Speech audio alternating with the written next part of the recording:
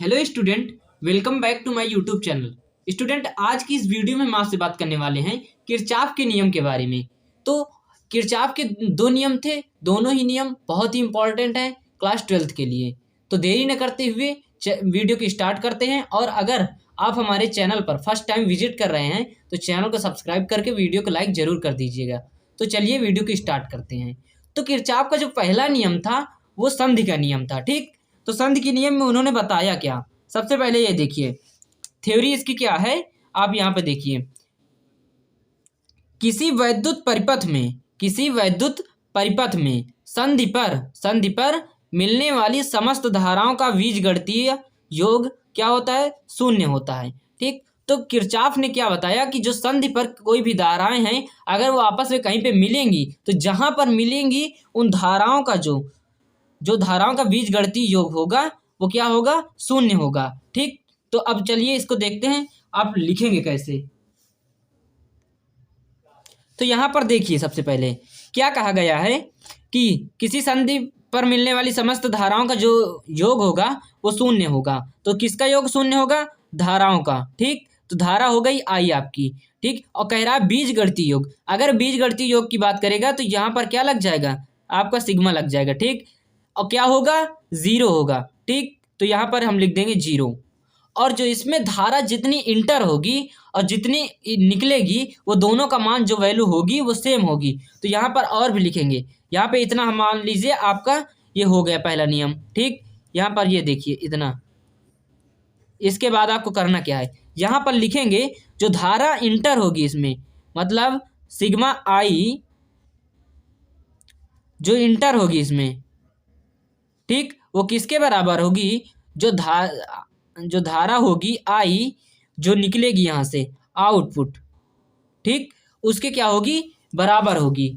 मतलब ये क्या रहा है, ये मान लीजिए इस फिगर में देखिए, यहाँ पर ये जो धारा आई है यहाँ पर मिली आके बिंदु, यहाँ पर मान लीजिए एक पॉइंट है पी है। ठीक, यहाँ पर पी मिली तो यहाँ पर जो धारा है वो आपकी क्या हो गई है, जीरो हो गई है।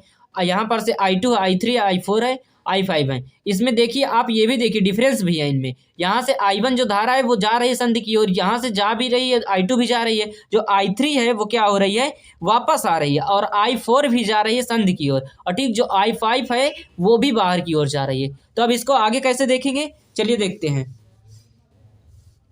इतना समझ आया। ठीक, चलिए अब आगे देखते हैं।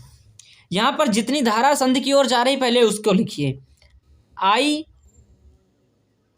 जा रहा है, ये यहाँ पर देखिए ये बिंदु P की ओर कौन कौन जा रहा है, I1 जा रहा है, प्लस I2 जा रहा है, प्लस I4 जा रहा है। ठीक, इज इक्वल टू किसके होगा, I3 प्लस I5 के। ठीक, ये क्या है, ये जा नहीं रहे लेकिन आउटपुट, मतलब यहाँ पर इस फार्मूले में क्या बताया गया है कि जितनी धारा इंटर होगी और जितनी धारा बाहर निकलेगी ये दोनों क्या रहेंगी, आपस में इक्वल रहेंगी। ये जो इक्वेशन बनी है ये आपको जो न्यूमेरिकल्स आएंगे उनको सॉल्व करने में हेल्प करेगी। ठीक, चलिए आगे देखते हैं। और ये जो नियम है ये आवेश संरक्षण के सिद्धांत पर आधारित है। ये किस सिद्धांत पर आधारित है, इसमें एक नंबर का जो पूछ सकता है कि जो किरचॉफ का संधि का नियम है वो किसके संरक्षण पर आधारित है, किस सिद्धांत पर आधारित है। तो आप यहाँ पर क्या लिखेंगे, यह नियम आवेश संरक्षण पर आधारित ठीक है। इतना क्लियर हुआ। चलिए अब देखते हैं, यहाँ से आपका पहला जो नियम है वो कंप्लीट हो जाता है। चलिए अब चलते हैं, देखते हैं दूसरा नियम। दूसरा नियम क्या है किरचॉफ का, ये देखिए। तो फाइनली किरचॉफ का दूसरा नियम जो है वो पास का नियम है। क्या है, पास का नियम। तो इस नियम में क्या बताया गया, आप इसको पहले देखिए। थ्योरी इसकी क्या है, आप इसको देखिए। किसी वैद्युत परिपथ में, ये आप मान लीजिए एक फिगर है, ये एक परिपथ भी है। ठीक, परिपथ के प्रत्येक बंध पास पर, यहाँ पर कितने बंध पास हैं टोटल, आप देखिए। जहाँ जहाँ से ये एक बंध पास आपका ये निकल जाएगा और जहाँ से एक बंध पास ये, तो टोटल आपके एक बंध पास ये दूसरा ये है। ठीक, कि दो बंध पास हैं इसमें। ठीक, चलिए आगे देखते हैं। बंद पास के विभिन्न भागों में बहने वाली, यहाँ पर धारा कई जगह बह रही है, बहने वाली धाराओं तथा उनके संगत प्रतिरोध, जो उनके प्रतिरोध होंगे, ठीक, का बीजगणितीय योग उस पास में लगे विद्युत वाहक बलों के बीजगणितीय योग के बराबर होता है। तो ये नियम क्या कह रहा है, आप इसको समझिए पहले। ये नियम बहुत ही आसान है, थोड़ा सा उससे टफ पड़ेगा, बाकी आसान बहुत है। चलिए देखते हैं यहां पर कह क्या रहा है, किसी वैद्युत परिपथ के प्रत्येक बंद पास के विभिन्न भागों में बहने वाली धाराओं का तथा संगत प्रतिरोधों का। तो पहले देखिए आप धारा, धारा क्या कह रहा है, आई, ठीक, sigma I is equal to, और जो कह रहा है, और देखिए यहाँ पर धाराओं तथा उनके संगत प्रतिरोध, जो प्रतिरोध उनका होगा आर, ठीक, संगत प्रतिरोध इज इक्वल टू किसके बराबर रहेगा, उसमें उत्पन्न विद्युत वाहक बल के, विद्युत वाहक बल क्या होता है, इसको हम डिनोट करते हैं ई से, ठीक, इतना समझ आया। चलिए आगे देखते हैं। बंद पास एक के लिए, जो बंद पास पहला क्या बना है, बंद पास एक के लिए, ठीक, तो पहला बंद पास क्या है आपका, ये इतना बना, A B C D, A B C D, ठीक, इतना आपका समझ आया।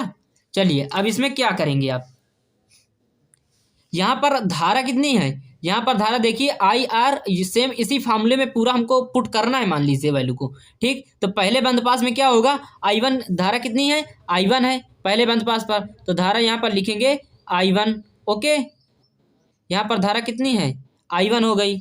उसके बाद यहाँ पर धारा, वो जो इसमें रजिस्टेंस कितना है, आर वन है, तो यहाँ पर लिखेंगे आर वन, ठीक। उसके बाद माइनस, अब यहाँ पर माइनस ही क्यों आया, सबसे पहले आप ये समझिए, यहाँ से देखिए धारा इंटर कर रही है इस डायरेक्शन में, और जहाँ से आपको, अब धारा का क्रम तो ऐसे होना चाहिए, लेकिन धारा यहाँ से ऐसे ना जाकर के पुनः इसी मार्ग से वापस लौट रही है, इसलिए यहाँ पर धारा माइनस में रखेंगे, ठीक। चलिए तो यहाँ पर माइनस लगा दिया। अब देखते हैं आई टू, आई टू कहाँ पर, ये यहाँ पर देखिए आई टू हो गया, इसका रजिस्टेंस कितना है, आर टू हो जाएगा, ठीक।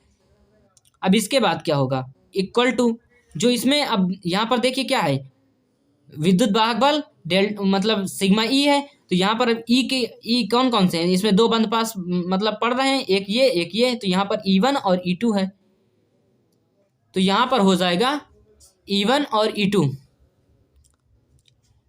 ई one is equal to E two हो जाएगा, ठीक, नहीं यहाँ पर माइनस रहेगा, ओके। चलिए अब अगला देखते हैं, यहाँ पर बंद पास दूसरे के लिए, अब दूसरे में क्या होगा, ये पहले के लिए हो गया, अब सेकंड के लिए, बंद पास सेकंड के लिए, तो यहाँ पर बंद पास सेकंड क्या है, सी डी ई एफ है, यहाँ पर दो हैं, सी डी ई एफ,